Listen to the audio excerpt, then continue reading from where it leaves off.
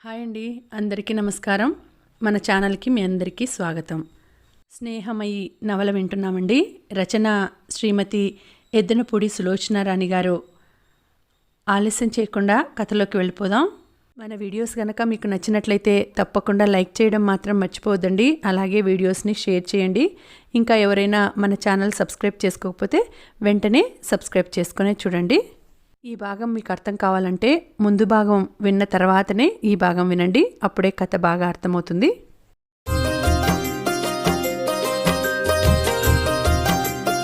పిచ్చిలేని మనిషి పిచ్చివాళ్ల మధ్య ఉంటే ఎలాంటి నరకయాతనో స్వయంగా అనుభవించిన వాళ్ళకి కానీ తెలియదు. నా ఆసక్తతకి నాకు ఏడుపు వచ్చేసింది. నాకు పట్టుమని 25 ఏళ్లు కూడా లేవు. నాకిదేం కర్మ? నేనేం పాపం చేశాను? నాలో నేనే కుమిలి ఏడవసాగాను. నా అంతర్యం 10 సంవత్సరాల బాలుడిలా అయిపోయింది. నాకు చచ్చిపోవాలని ఎంతగానో అనిపిస్తోంది. కానీ నా ప్రయత్నం హాస్పిటల్ అధికారులు పడనీయలేదు. అక్కయ్య నన్ను చూడడానికి వచ్చింది. నేను అక్కయ్య ముందు పసిపిల్లాడిలా ఏడ్చేశాను. అక్కయ్య, నీకు పుణ్యం ఉంటుంది. నన్ను ఈ నరకంలో నుంచి తప్పించు, ఇంటికి తీసుకెళ్ళిపో. అక్కయ్య కళ్ళ నీళ్లతో అంది. ప్రసాదు, ఆవేశపడకు. నీ ఆరోగ్యం కోసం ఇలా చేశాం. నా ఆరోగ్యానికి ఏమైంది?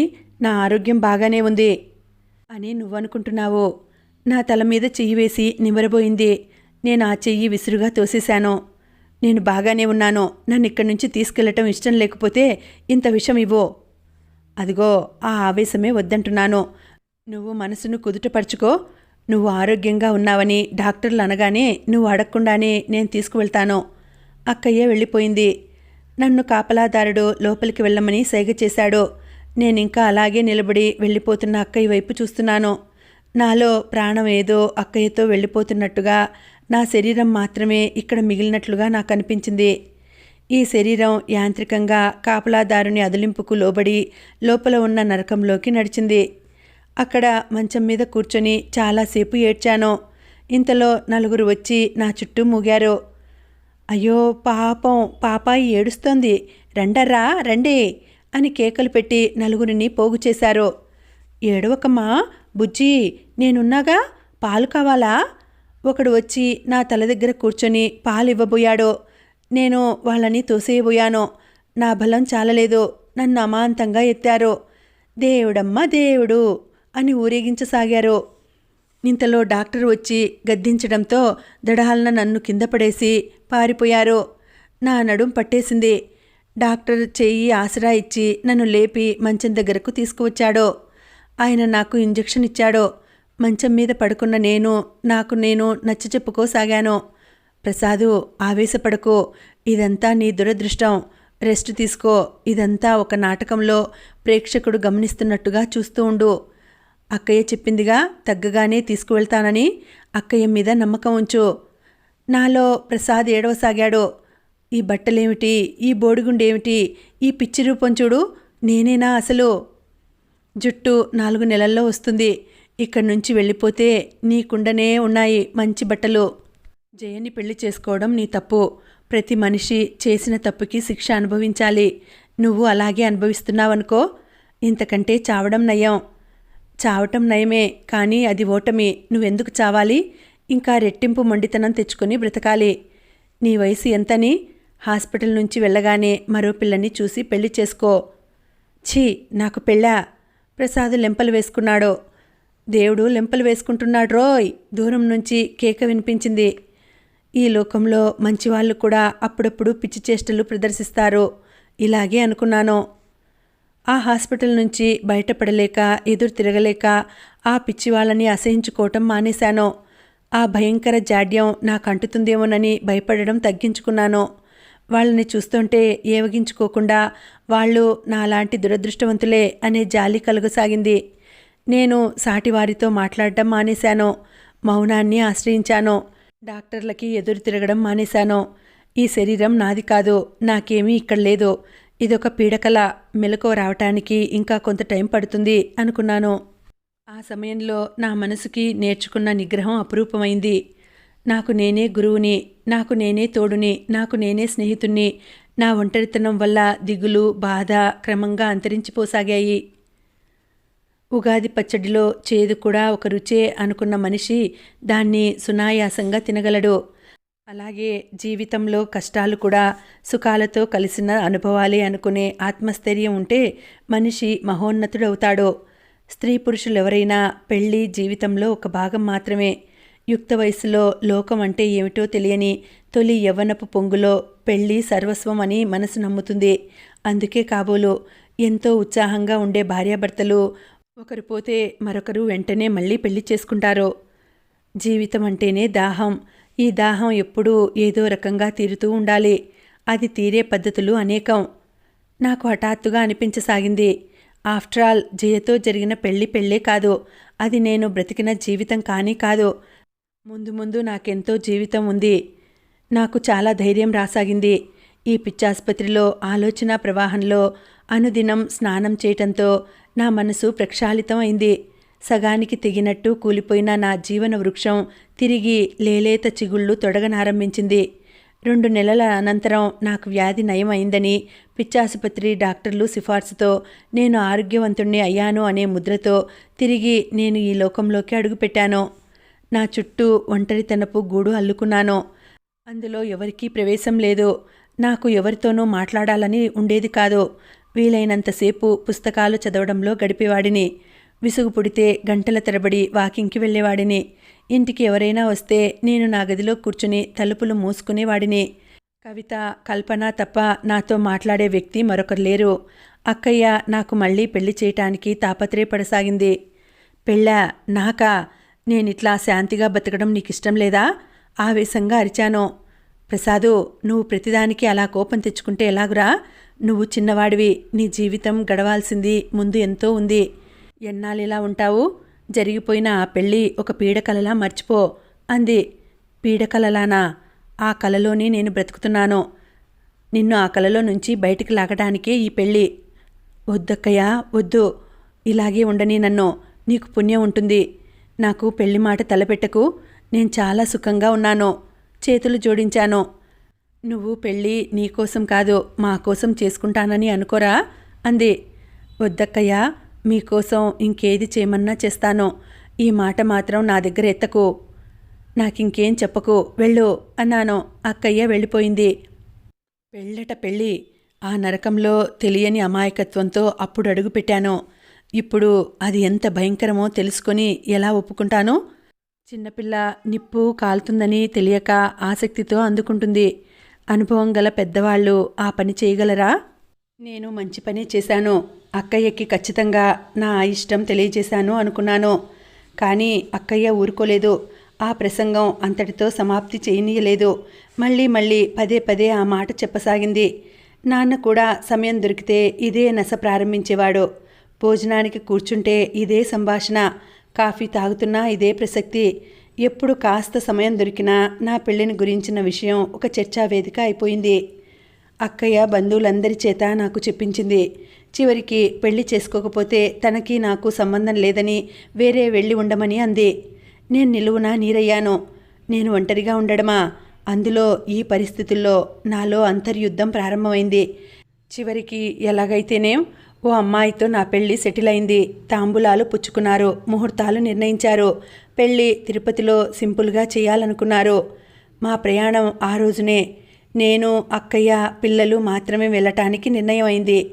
పిల్ల తరపున ఆమెగాక ఆమె తండ్రి వస్తున్నారు. ఎక్కువ ఖర్చు లేకుండా, సందడి చేయకుండా ఆ 3 ముళ్ళ తతంగం జరగాలని అక్క ఆరాటం. మేం ప్రయాణానికి అన్నీ సర్దుకున్నాం. పెళ్లివారు రాలేదు. చూసి విసుగెత్తిపోయింది. మధ్యవర్తి సాయంత్రం వచ్చాడు. మాకు కాస్త మాటైనా చెప్పకూడదా? వాళ్ళెందుకు రాలేదు? ప్రయాణం అయ్యి ఎదురు చూసి చచ్చాం అంటూ అక్కయ్య గయ్యమని లేచింది. ఆగమ్మా, ఆగు. అక్కడ పిల్ల తండ్రి చేత తిట్లు తిని వచ్చాను. అక్కడ వాళ్ళింట్లో పెద్ద గొడవగా ఉంది అన్నాడు. గొడవ? ఎందుకు? ఏమైంది? వాళ్ళకి ఇతని మొదటి భార్య ఉత్తరం రాసింది. అందులో ఇతను పిచ్చివాడని, కావాలంటే హాస్పిటల్కి వెళ్ళి ఎంక్వైరీ చేసుకోమని రాసింది. ఇదంతా మనం దాచిపుచ్చి వాళ్ళని మోసం చేస్తున్నామట. ఈ పెళ్లి చేసే కంటే ఆ పిల్లకి ఇంత విషయం ఇచ్చి చంపేయమని వ్రాసింది. ఏమిటి? జయ ఉత్తరం రాసిందా? అక్కయ్య నీరసంగా కుర్చీలో కూలబడిపోవటం నేను గమనిస్తూనే ఉన్నాను. ఆ పిల్ల అక్కడెక్కడో పల్లెటూరులో ఉంది కదా, ఇవన్నీ తెలియవనుకున్నాం కదండి అని నేను అనుకున్నాను. కానీ గాలి కంటే వేగంగా ఈ వార్త వాళ్ళకి తెలిసింది చూడండి. ఆ పిల్ల నేను బావిలో పడి చస్తాను గాని ఈ పెళ్లి నాకు వద్దు అంటూ ఒకటే ఏడుపు. అక్కయ్య నోటమాట రాని మూగదానిలా చూస్తోంది. అక్కయ్య, మొదటి నుంచి నేను పెళ్లి వద్దు మొర్రో అని చెబుతూనే ఉన్నాను. కానీ విన్నావా? చెయ్యి, ఇంకెన్ని పెళ్లి ప్రయత్నాలు చేస్తావో చెయ్యి. ఇంకొంతమంది నన్ను పిచ్చివాడు పిచ్చివాడు అని హేళన చెయ్యని. నీకిదే సంతోషమైతే నాకేం అభ్యంతరం లేదు. నేనేమో కీలు బొమ్మలా నిలబడతాను. నేను ఆవేశంగా అనేసి అక్కడి నుంచి వెళ్ళిపోయాను. పిచ్చివాడు పిచ్చివాడు, అసలు నాకీ పిచ్చి ఎక్కించిందెవరు? నా మనసులో అగ్నిపర్వతాలు బ్రద్దలవుతున్నాయి. నన్ను నేనే నిందించుకున్నాను. నాకు నేనే బుద్ధి చెప్పుకున్నాను. చిచి, డాక్టర్ నాకేం చెప్పాడు? ఏ విషయాన్ని సీరియస్గా తీసుకోవద్దని అన్నాడు. జీవితం తేలికగా నీళ్ల మీద బెండులా తేలిపోవాలి. దానికి ఆవేశం భారం కాకూడదు.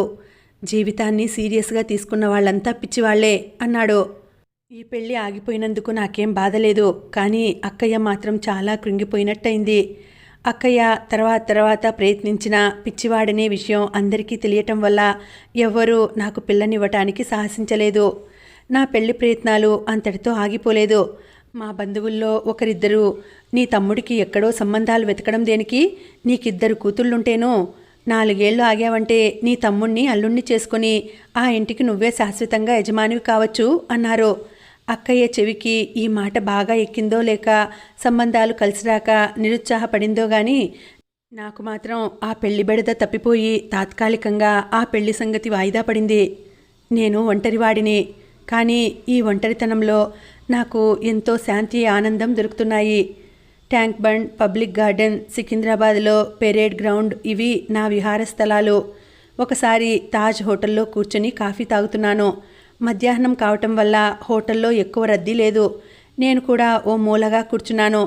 అసలు ఏ చోటికి వెళ్ళినా అది నాటకం థియేటర్ అయినా, సినిమా హాల్ అయినా, హోటల్ అయినా ఒక మూల చూసుకొని కూర్చుంటాను. ఆ ప్రదేశం నుండి చూస్తే అందరూ నాకు కనిపిస్తారు కానీ పరిశీలనగా చూస్తే తప్ప నేను ఎవ్వరికీ కనిపించను. ఇంతలో ఆ హోటల్లోకి 2 వచ్చారు. ఆ అమ్మాయి అధునాతన యువతి. అతను కూడా వేష భాషల్లో ఆ అమ్మాయికి ఏం తీసిపోడు. ఇక్కడ కూర్చుందామా? అతను అడిగాడు. నో డార్లింగ్, అక్కడికి పోదాం. I want privacy. ఆ అమ్మాయి గోముగా అంది. కాఫీకి ఆర్డర్ ఇచ్చి కింద చూస్తున్న ఆ అమ్మాయిని చూశాను. వెంటనే నిటారుగా అయ్యాను. ఆంగ్లో ఇండియన్గా కనిపిస్తున్న అమ్మాయి మరెవరో కాదు, నా భార్య జయ. జుట్టు బాగా పొట్టిగా కత్తిరించుకుంది. కంఠం చుట్టూ పాములా ఉన్న సన్నటి గొలుసు మెరుస్తోంది. వేసుకున్న మ్యాక్సీలో శరీరం వంపు సొంపులు స్పష్టంగా కనిపిస్తున్నాయి. హఠాత్తుగా చూస్తే పెళ్లి కాని పిల్లలా ఉంది. జయ బిడ్డల తల్లి అని చెప్పినా ఎవ్వరూ నమ్మరేమో. 2 ఫ్యామిలీ రూమ్లోకి వెళ్లారు. సర్వర్ నన్ను కూర్చోబెట్టి ముందు వాళ్ళకి ఏం కావాలో కనుక్కోవడానికి వెళ్ళాడు. నాకు అక్కడ కూర్చోవటం కంపరంగా ఉంది. లేచి వెళ్ళిపోదామా అనుకుంటుండగా సర్వర్ బయటికి వచ్చి 1 మినిట్ సార్ అని లోపలికి పరిగెత్తి కాఫీ తెచ్చాడు. నేను కాఫీ తాగక తప్పలేదు. ఎదురుగా గదిలో నుంచి నవ్వులు వినిపిస్తున్నాయి. ఓ డార్లింగ్, జయ గొంతు అతి మధురంగా వినిపిస్తోంది. నా రక్తం మరుగుతున్నట్టు అయింది. నాలో నేనే మళ్ళీ చెప్పుకోసాగాను. ప్రసాద్, జయ ఇప్పుడు నీకెవరు? ఎందుకు ఆవేశపడతావు? డాక్టర్ గారు ఏమని చెప్పారు? ఆవేశపడే ప్రతి మనిషి పిచ్చి మనిషేనన్నారు. జీవితం బెండు ముక్కలా తేలిపోవాలి అనలేదు. లోకంలో ఎంతోమంది అమ్మాయిలున్నారు. వాళ్ళని చూసి నువ్వు ఈర్ష్యపడుతున్నావా? వాళ్ళందరూ వేరు, జయ వేరు అని నువ్వనుకుంటున్నావు. కానీ జయ నిన్ను మిగతా అందరినీ చూసినట్టే చూస్తోంది. జయ దృష్టిలో ప్రసాద్ అనే వ్యక్తికి విలువే లేదు. ఈ తర్కంతో నన్ను నేను సంభాళించుకుంటున్నట్టుగా తల పట్టుకొని కూర్చున్నాను. సర్వర్ బిల్ తెచ్చాడు. జేబులో డబ్బు తీసి అందులో పెట్టి లేచి వచ్చేశాను. నన్ను నేను నిగ్రహించుకుంటున్నాను. నాలో నుంచి క్రూర మృగంలా బయటికి ఉరకబోతున్న ఈ ఆవేశాన్ని పగ్గాలు వేసి కాళ్ళు నోరు బందీ చేస్తున్నాను. దాన్ని బందీ చేయటానికి నాకు చాలా శక్తి కావాల్సి వస్తోంది. నేను బస్టాప్ దగ్గర నిలబడ్డాను. జయ అతనితో బయటికి వచ్చింది. ఎర్రటి కారు వైపు నడిచారు. అతను డ్రైవింగ్ సీట్లో కూర్చున్నాడు. జయ అతని పక్కకి వచ్చి కూర్చోబోతుండగా నన్ను చూసింది. నాలో కసిలాంటిది వెల్లువలా వచ్చేసింది. 2 అడుగులు దగ్గరగా వెళ్ళాను. హలో డార్లింగ్, వ్యంగ్యంగా పలకరించాను. నా పిలుపులో ప్రేమ కంటే అవమానమే ఎక్కువగా ఉంది. నన్ను చూడగానే జయ ముఖం వెలవెలాపోయింది. నా పలకరింపుకి సమాధానం చెప్పడమా అన్నట్టుగా కనుబొమ్మలు ముడిచింది. ఎవరతను? అతను అడిగాడు. ఎవరో పిచ్చివాడు కూర్చొని లాగి గట్టిగా డోర్ వేసేసింది. నేను ఒక అడుగు వేసి ఆ కారు డోర్ తెరవబోయాను. కానీ చేతికి అందలేదు. అప్పటికే ఆ కారు వెళ్ళిపోయింది. ఆ రోజంతా నేను చాలా అశాంతిగా గడిపాను. నా మనసులో పొంగుతున్న ఉద్రిక్తతని ఆపటం నా వశం కావటం లేదు. ఎవరో పిచ్చివాడు. జయ మాటలు మాటిమాటికి నా చెవుల్లో మారు మ్రోగుతున్నాయి. నాకు జయ కంఠం నులిమివేయాలనిపిస్తోంది. నన్ను ఈ నరకంలోకి తోసి జయ ఎంత హాయిగా జీవితం వెళ్లదీస్తోంది. ఆడపిల్ల అయినా జయకి వెరపు లేదు. ఆ పాటి ధైర్యం, మనోనిబ్బరం ఎంత ప్రయత్నించినా నాకెందుకు ఉండటం లేదు? నా మనసు ఎందుకింత బేలగా అయిపోతుంది? ఆ రోజు ఆ మర్నాడంతా నేను గదిలో తలుపులు మూసుకొని కూర్చొని బయటికి రాలేదు. అక్కయ్య నా గురించి మళ్ళీ ఆదుర్దా పడసాగింది. ఒరేయ్ ప్రసాద్, ఒక్కసారి మళ్ళీ హాస్పిటల్కి వెళ్ళి చూపించుకురారా? ఎందుకక్కయ్యా? నీ ఒంట్లో సరిగ్గా లేనట్టుంది జంకుగా అంది. నేను చర్రుమన్నట్టు చూశాను. మీకెవరికి ఎప్పుడూ నలతగా అనిపించదా అక్కయ్య? మీరెవరు ఎప్పుడూ అశాంతిగా ఉండరా?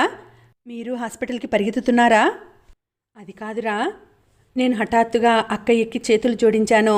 అక్కయ్య, నీకు పుణ్యం ఉంటుంది. నేను పిచ్చివాడినన్న సంగతి నాకెప్పుడూ గుర్తు చేయకు. లోకమంతా నన్ను చూసి నవ్వని, నన్ను హేళన చేయని. కానీ నువ్వు మాత్రం... అక్కయ్య చప్పున నా చేతులు పట్టుకుంది.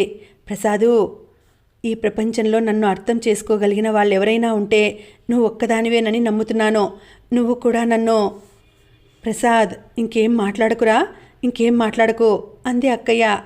ఆ రోజుతో అక్కయ్య నా ఆరోగ్యం గురించి అడగటమే మానేసింది. నేను అప్పుడప్పుడు వెళ్ళి డాక్టర్ చేత చెకప్ చేయించుకుంటున్నాను. వాళ్ళు చెప్పిన మాత్రలు దగ్గర పెట్టుకుని శ్రద్ధగా వాడుకుంటున్నాను. రాను నా జీవితం కటకటాల మధ్య మృగంలా మరీ ఒంటరితనంగా అయిపోయింది. ఈ ప్రపంచం నన్ను వెళ్లివేసినట్టుగా దూరంగా ఉంచేసింది. బంధువులతో నా సంబంధ బాంధవ్యాలు తెగిపోయినాయి. పుస్తకాలు, పెరటితోట పెంపకం నా లోకం అయిపోయినాయి. చదువుకునే రోజుల్లో సరదాగా నేర్చుకున్న గిటార్ మళ్ళీ సాధన ప్రారంభించాను. నా ఒంటరితనంలో నాకు అది ఒక తోడైంది. కానీ నేను కావాలని కల్పించుకున్న ఈ కాలక్షేపాలు నాకు ఆనందం కలిగించటం లేదు. మాట పలుకు లేని బొమ్మలతో ఆడి విసుగెత్తిపోయిన చిన్నపిల్లవాడిలా ఉంది నా మనస్తత్వం. నాకు స్నేహితులు కావాలి. నా జీవితం నవ్వుతూ త్రుళ్ళుతూ మళ్ళీ మామూలుగా ఉండాలి. కానీ ఇదెలా సాధ్యం? ఒకరోజు సాయంత్రం నేను బజార్ నుండి తిరిగి వచ్చాను. నా 2 చేతుల నిండా పుస్తకాల ప్యాకెట్లు దొంతరగా ఉన్నాయి. అక్కయ్య నా కోసం ఎవరో వచ్చారని, నా గదిలో కూర్చుని ఉన్నారని చెప్పింది. నా కోసం ఎవరో వచ్చారా? ఎన్నాళ్ళకి విన్నాను ఇంత మంచి మాట. ఈ ప్రపంచంలో ఇంకా నన్ను చూడాలని, నాతో మాట్లాడాలని అనుకునేవాళ్ళు ఉన్నారా? నేను పుస్తకాల ప్యాకెట్లు పదిలంగా పట్టుకుని కుతూహలంగా చూస్తూ నా గదిలో అడుగుపెట్టాను. సాయంత్రం అవుతుండడం వల్ల అక్కడ చీకట్లు ముసురుకుంటున్నాయి. కిటికీ దగ్గర నిలబడి అటువైపు చూస్తున్న వ్యక్తి ఎవరో హఠాత్తుగా నాకు తెలియలేదు. నేను గదిలోకి వచ్చాను. నా పాదాల అలికిడి విని కాబోలు అతను ఇటు తిరిగి చూశాడు. నా కళ్ళు ఆనందాశ్చర్యాలతో వెడల్పోయినాయి. వేణు, స్పష్టంగా అన్నాను. వాడు 2 అంగల్లో వచ్చినట్టుగా నా దగ్గరికి వచ్చాడు. నేను నా చేతుల్లో పుస్తకాలు టేబుల్ మీద పడేసినట్టుగా వదిలేశాను. వేణు. వాడు నాలాగా ఆనందం వెలిబుచ్చలేదు. నా దగ్గరగా వచ్చి నాకు అభిముఖంగా నిలబడ్డాడు. నన్ను నకసిక పర్యంతం చూస్తున్నాడు. నేను అనుమానంలో పడ్డాను. వీడు కూడా నేను పిచ్చివాడినని భయపడుతున్నాడా? వేణు గబాల్న నన్ను 2 చేతులతో దగ్గరికి లాక్కున్నాడు. పసిపిల్లని తల్లి అక్కున చేర్చుకున్నట్టుగా నన్ను గాఢంగా గుండెలకి అదుముకున్నాడు. జయ ఇలా చేసిందంటే నేను నమ్మలేకుండా ఉన్నాన్రా అన్నాడు. నేను మాట్లాడలేదు. వాడి ఓదార్పులో ఉన్న శక్తి నాలో ఏదో దుఃఖపు పొరకి సూటిగా తగిలి గొంతులోకి తన్నుకు వచ్చినట్టు అయింది. నాకివేవీ తెలియవు. నువ్వు ఫారిన్ వెళ్ళిపోయావు. మన సంబంధ బాంధవ్యాలే తెగిపోయినాయి అన్నాను. అవునరా, అప్పుడు జీవితంలో ఆ వెతుకులాట అలాంటిది. మనిషి భవిష్యత్తుకి పునాది వేసుకునే సమయంలో స్నేహితులు, బంధువులు ఎవరూ గుర్తుకురాని తీరిక చిక్కని ఏకాగ్రత ఉంటుంది. కానీ స్థిరపడిన తర్వాత అందరినీ చూడాలనిపిస్తుందిరా. నువ్వెప్పుడొచ్చావు? మొన్న రాగానే మా పిన్నిని, నా స్నేహితులందరి గురించి అడిగాను. నీ గురించి ఆవిడ చెప్పిన విషయాలు వినగానే నా తల గిర్రున తిరిగిపోయింది. నువ్వు ఎవరితోనూ మాట్లాడడం లేదని, అందరితో అన్ని సంబంధాలు తెంచుకున్నావని చెప్పింది. నన్ను వెళ్ళవద్దని అంది. కానీ నా మనసు ఊరుకోలేదు. నిన్ను చూడకుండా ఉండలేకపోయాను. థ్యాంక్స్ రా, కూర్చో. ఇద్దరం కూర్చున్నాం. వాడు అక్కడికి వచ్చి చాలాసేపు అయిందని యాస్ట్రేలో అక్కడ కనిపిస్తున్న సిగరెట్ పీకలే చెబుతున్నాయి. అక్కయ్య కాఫీ ఇచ్చినట్టు వాడు తాగిపెట్టిన ఖాళీ కప్పు కనిపిస్తోంది. మీ అక్కయ్య అంతా చెప్పింది నాకు. ఇదంతా వింటుంటే మై గాడ్, నేనెంత అదృష్టవంతుడిని అనిపిస్తోంది అన్నాడు వేణు. అంటే నీకు తెలియదేమోరా, వాళ్ళు మొదట నాకు ఎరవేశారు. ఈ లోపల నువ్వు తగిలావు. నాకంటే బాగా ఉన్నవాడివి, అందమైన వాడివి. ఆ గ్యాలం నీ వైపు తిరిగింది. భగవంతుడు నన్ను రక్షించాడు. 2 చేతులు ఎత్తి దండం పెట్టాడు. లేకపోతే ఈ నరకంలో నేనుండేవాడిని. పెళ్లి చేసుకున్నావా? అదేమిట్రా, నీకు శుభలేఖ పంపాను. నువ్వు గ్రీటింగ్స్ కూడా పంపావు కదా. ఓ సారీ, మర్చిపోయాను అన్నాను. కానీ నాకు నిజంగానే గుర్తులేదు. 2 పిల్లలు. నా భార్య పెద్ద బ్యూటీ కాదు, కానీ పర్వాలేదు. నేను నిట్టూర్చాను. ఇద్దరం కూర్చొని చాలాసేపు కబుర్లు చెప్పుకున్నాం. ఆ రోజు నా మనసెంతో హాయిగా అనిపించింది. వేణు లండన్లో ఏదో డిపార్ట్మెంట్ స్టోర్స్లో పనిచేస్తున్నాడు. పెద్ద ఉద్యోగం కాకపోయినా అతని భార్య కూడా జాబ్ చేస్తుండటం వల్ల బాగానే సరిపోతుందట. ఎవరినో పట్టుకుని ఎలాగో కష్టపడి అక్కడికి వెళ్ళి ఆ ఉద్యోగం సంపాదించుకున్నాడు. అక్కడే ఆ అమ్మాయితో స్నేహం కలిసి పెళ్లి చేసుకున్నాడట. ఎంతమంది చేసుకోవటం లేదు పెళ్ళి? అందరి జాతకం నాలాగా అవుతుందా? వేణు వెళుతుంటే అక్కయ్య మర్నాడు భార్యని పిల్లల్ని భోజనానికి తీసుకురమ్మనమని మరీ చెప్పింది. మర్నాడు వేణు భార్య పిల్లలతో భోజనానికి వచ్చాడు. వేణు భార్య మాధవి చాలా కలుపుగోలు మనిషి. అందగత్తె కాకపోయినా ముఖంలో చురుకుదనం, కళ ఉన్నాయి. పిల్లలిద్దరూ ముత్యాల్లా ఉన్నారు. పెళ్ళైన తర్వాత వేణులో స్థిరత్వం, హుందాతనం వచ్చినాయి అంటే వాటికి కారణం ఆ అమ్మాయి ప్రభావమే అని తెలుస్తోంది. భార్య పిల్లలతో కలకలలాడుతున్న వేణుని చూస్తుంటే కొత్తగా రంగు వేసిన భవంతి గుర్తుకు వస్తోంది. నా జీవితమో శిథిలమైన మొండి గోడలుగా ఉంది. నా స్వయంకృతాపరాధమే. వేణు ఉన్న 4 రోజులు వాడితోనే తిరిగాను. పిల్లలిద్దరూ అంకుల్ అంటూ నాతో ఎంతో చనువుగా మసిలారు. వాడు వెళ్ళిపోయాడు. నేను స్టేషన్కి వెళ్ళి వాళ్ళని పంపి తిరిగి వస్తున్నాను. వాన పడుతోంది. వానధారలు పూసల తోరణాల్లా గ్లాసులో నుంచి మెరుస్తూ కనిపిస్తున్నాయి. నా మనసు పరిపరి విధాలా పోతుంది. నేనేం తప్పు చేశానని నాకీ శిక్ష? నా మనసులో భూకంపం లాంటి ఒంటరితనం మళ్ళీ భయంకరంగా ప్రవేశిస్తోంది. నా దవడలు మాటిమాటికి దంతాలని నొక్కుతున్నట్టుగా బిగుసుకుంటున్నాయి. నా కన్నతల దగ్గర నొప్పి ప్రారంభమైంది. ఈ స్థితి ఏమిటో నాకు తెలుసు. నేను త్వరగా ఇంటికి వెళ్ళిపోవాలి. భగవంతుడా, నేను అసలు ఒంటరిగా వెంట డ్రైవర్ తోడు లేకుండా ఈ కారు ఎందుకు తీసుకువచ్చానో? నేను సవ్యంగా ఇంటికి చేరగలనా? నా దృష్టి రోడ్డు మీద సరిగ్గా నిలవటం లేదు. మాటిమాటికి చీకటి తెరలు కమ్ముకుంటున్నట్టుగా చెదిరిపోతోంది. ఒక ఆటోకి కొట్టుకోబోయిందనుకుంటూ ఆగి పక్కకి తిరిగింది. అవతల నుంచి వస్తున్న ట్యాక్సీ అతను రెప్పపాటుగా తన ట్యాక్సీని పక్కకు తిప్పకపోతే నా కారుతో ఆ ట్యాక్సీ గుద్దుకునేదే. నేను స్టీరింగుని కంట్రోల్ చేసుకోవడానికి, దృష్టి చెదరకుండా మనసు చిక్కబెట్టుకోవడానికి విశ్వ ప్రయత్నం చేస్తున్నాను. కానీ నా వల్ల కావటం లేదు. కారు దానిష్టం వచ్చినట్టు వెళ్ళిపోతున్నట్టుగా ఉంది.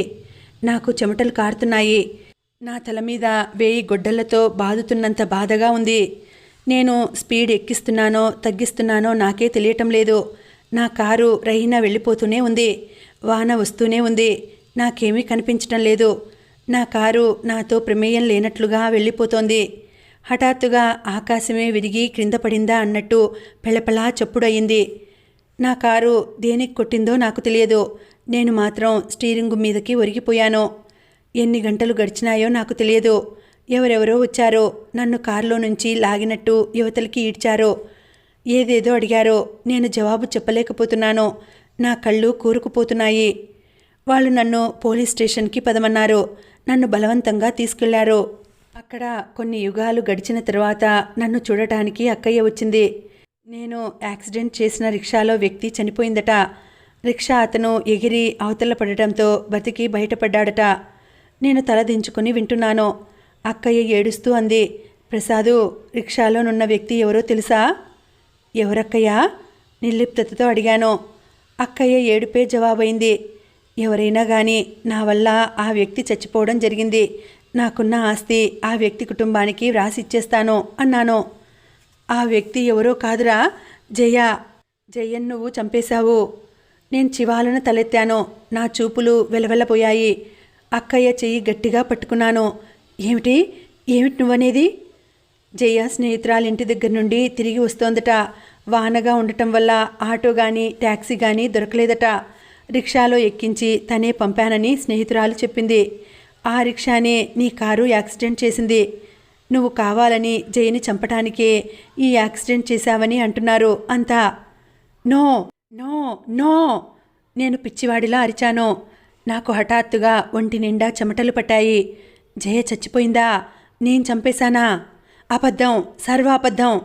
ఈ మాట అన్నవాళ్ళని నిలువునా చీరేస్తాను, నాలిక చీల్చేస్తాను, తల చితక్కొడతాను. ప్రసాదు, ప్రసాదు, అక్కయ్య నన్ను పట్టుకుంది. నేను హఠాత్తుగా పసిపిల్లవాడిలా, దెబ్బతిన్న కుక్కపిల్లలా దీనంగా చూస్తూ చేతులు జోడిస్తూ అన్నాను. అక్కయ్య, నిజం చెప్తున్నాను. నేను జయని చంపలేదు. నా మొరని న్యాయస్థానం ఆలకించింది. నా ఆరోగ్య స్థితి ఎంక్వైరీ చేసిన కోర్టు నేను నిర్దోషినని తీర్పు చెప్పింది. న్యాయస్థానం దృష్టిలో నేను నిర్దోషినని రుజువయ్యి నేను జైలు నుంచి విడుదలైనా లోకం మాత్రం నన్ను క్షమించలేదు. జయ మావయ్య వెంకట్రామయ్య నన్ను గుండాలతో తన్నించడానికి చూశాడు. దైవకృప వల్ల నేను ఎలాగో తప్పించుకోగలిగాను. ఈ రూపంగానైనా నా వద్ద నుంచి డబ్బు రాబట్టలేకపోయినందుకు జయ తల్లి, మేనమామ ఎంతో బాధపడే ఉంటారు. జయ చచ్చిపోయిన మాట వాస్తవమే, కానీ కలల్లో నన్ను వెంటాడక మానటం లేదు. నాకు కాస్త కన్ను మూస్తే జయని గురించిన కలలే. జయతో మాట్లాడుతున్నట్లు, జయ నా కళ్ళ ముందు ఎవరితోనో సరదాగా తిరుగుతూ జల్సా చేస్తున్నట్టుగా రకరకాలుగా ఉండేవి. నిద్రలో అలాంటి కల వస్తే నేను లేచి నడిచి వెళ్ళేవాడిని. ఒక్కోసారి కవిత, కల్పనలని జయ అనుకుని కంఠం నులమటానికి సిద్ధమయ్యేవాడిని. కవిత, కల్పన పెద్దవాళ్ళు అవడంతో నాకిప్పుడు ఇంకో సమస్య వచ్చి పడింది. అక్క ఆ ఇద్దరిలో ఎవరో ఒకరిని నన్ను పెళ్లి చేసుకోమంటుంది. మొదటిసారి ప్రస్తావన అక్కయ్య నోటి వెంట వినగానే నేను నిర్ఘాంతపోయాను. చాలా అసహ్యమైన పని చేస్తున్నట్లుగా నా మనసు విలవిలలాడింది. అక్కయ్య, ఈ మాట అనటానికి నీకు నోరెలా వచ్చింది? నేను చిన్నప్పటి నుంచి వాళ్ళని ఎత్తుకొని పెంచాను. వాళ్ళని ఆ దృష్టితో చూడటమే చాలా ఘోరంగా అనిపిస్తుంది నాకు. నీ ఆలోచనలు అన్నీ విపరీతంగా ఉంటాయిరా ప్రసాదు. ఎంతమంది మేనమామలు, మేనకోడలని పెళ్లి చేసుకోవడం లేదు? అది వారి వారి దృష్టిని బట్టి ఉంటుంది. నేను కవిత, కల్పనని ఎప్పుడూ చెల్లెళ్ళుగానే భావించాను. దయయుంచి ఈ ప్రసక్తి ఇంకెప్పుడూ నా దగ్గర తీసుకురాకు అనేశాను. కానీ అక్కయ్య నా మాట వినలేదు. నా నమ్మకాలు, ఆలోచనలు చాదస్తపు భావాలుగా తీసేసింది. మాటి మాటికి ఆ ప్రసక్తి తెస్తూనే ఉంది. ఈ విషయం నాకే కాదు, వాళ్ళకు కూడా నచ్చలేదు. వాళ్ళు తల్లికి ఎదురు తిరగటం నేను 1-2 సార్లు స్వయంగా విన్నాను. నాకు కాస్త ధైర్యంగా అనిపించింది. నా జీవితం ఒక రకంగా హాయిగా ఉంది. అక్కయ్య దీనిని చెడగొడుతుందేమోనని భయం వేస్తోంది. అక్కయ్య ఫారెన్ నుంచి తిరిగి రాగానే ఈ విషయంలో గొడవ తప్పదు. దీనికి ముందుగానే ఏదైనా మార్గం ఆలోచించాలి. దూరం నుంచి కిలకిలా నవ్వులు వినిపించాయి. పచ్చగడ్డిలో పడుకొని ఉన్న ప్రసాద్ తిరిగి చూశాడు. పిల్లలు నవ్వుతున్నారు. ఒకతను కోతిని ఆడిస్తున్నాడు. అది పిల్లి మొగ్గలు బహు తమాషాగా వేస్తోంది. అతను పాడే పాటకి అనుగుణంగా డ్యాన్స్ చేస్తోంది. ప్రసాద్ చూస్తున్నాడు. శారద ఇరుప్రక్కల పిల్లలున్నారు. శారద చేతులు వాళ్ల భుజాల మీద ఉన్నాయి. వారు కూడా శారద చేతులను గట్టిగా పట్టుకున్నారు. ప్రసాద్ వాళ్లనే చూస్తున్నాడు. ఎక్కడ శారద, ఎక్కడ ఆ పిల్లలు? ఈ జీవితం విచిత్రమైనది. ఎక్కడ ఎప్పుడు ఎవరితో అనుబంధం ముడిపడుతుందో తెలియదు. కోతిని ఆడిస్తున్న అతను ఆట అయిపోయి చిల్లర డబ్బులకి చేయి చాస్తున్నాడు. శారదని, పిల్లల్ని అడిగాడు. శారద తల తిప్పి ప్రసాద్ వైపు చూసింది. కోతిని ఆడించే అతన్ని ప్రసాద్ దగ్గరికి వెళ్ళమని చూపించింది. కోతి అంగలేసుకుంటూ వచ్చి ప్రసాద్కి సలాం చేసింది. మై క్యా కరూ రామ్, ముజే బుడ్డా మిల్ గయా. అతను పాట అందుకున్నాడు. కోతి డాన్స్ ప్రారంభించింది. పిల్లలందరూ శారదని వదిలి పరిగెత్తుకు వచ్చారు. శారద కూడా వచ్చింది. ప్రసాద్ ఇంకో 2-3 పాటలు పాడించి కోతి చేత డాన్స్ చేయించాడు. పిల్లలు ఒకటే పగలబడి నవ్వుతున్నారు. శారద కూడా నవ్వుతోంది. కోతిని ఆడించేవాడు కూడా నవ్వుతున్నాడు. ప్రసాద్కి అనిపించింది, మన జీవన సూత్రం భగవంతుడి చేతిలో ఉంటుంది. బహుశా మనం కూడా ఇలాగే ఆడుతూ ఉంటామేమో. ప్రసాద్ ఇచ్చిన రూపాయి తీసుకొని కోతిని తీసుకుని ఆ కుర్రాడు వెళ్ళిపోయాడు. ఇక ఇంటికి వెళ్దామా అంది శారద. ప్రసాద్ తల ఊపాడు. పిల్లలంతా లేచారు. శారద చెయ్యి పట్టుకున్నారు. శారదని ఆనుకొని నడుస్తున్నారు. వాళ్లతో శారదని చూస్తుంటే చిరుతీగలు అల్లుకున్న పందిరిలా ఉంది. అక్కయ్య వస్తే శారద వెళ్ళిపోతుంది. శారద వెళ్ళిపోతే ఈ పిల్లలు మళ్ళీ మామూలే. వీళ్ళని శారదలాగా ఎవరు పట్టించుకుంటారు? శారదని ఈ ఇంట్లో ఉంచే మార్గం ఏముంది? అతని మనసులో మనోదర్పణలో శారద తను పూలమాలలు వేసుకుని చెయ్యి కలుపుకొని నడిచి వస్తున్న దృశ్యం కదిలింది. అతని శరీరం జలధరించింది. ఏం ఆలోచిస్తున్నాడు తను? తన మనసు మీద తనకి వశం తప్పుతోంది. ఇలాంటి వెర్రి ఊహలు వస్తున్నాయి. తను పిచ్చివాడినని శారదకి తెలియదా? శారదలాంటి సహృదయరాలికి తనకంటే అన్ని విధాలా ఉన్నతుడైన వ్యక్తి భర్తగా లభించాలి. చిచి, తను కలలో కూడా ఇలాంటి అన్యాయమైన ఆలోచన చేయకూడదు. ఇంటికి తిరిగి వస్తుండగా శారద అడిగింది, ఏమిటి పార్కుకు వెళ్ళగానే మీరలా మౌనమూర్తిలా అయిపోయారు? నేనా? అబ్బే ఏం లేదే. నేను ఒకసారి దగ్గరికి వచ్చి పలకరించాలని అనుకున్నాను. కానీ మీ ఏకాంతం భంగం అవుతుందేమోనని భయపడ్డాను. రావాల్సింది శారదా. నా ఏకాంతం భగ్నం చేసే మనిషి కోసమే నేను వెతుకుతున్నాను పరధ్యాసగా అన్నాడతను. శారద అతని మాటలు అర్థంకాని దానిలా చూసింది. ఇంకా ఉందండి, కథ కొనసాగుతుంది. మళ్ళీ వచ్చే వీడియోలో కలుసుకుంటాను. అంతవరకు సెలవు. నమస్తే.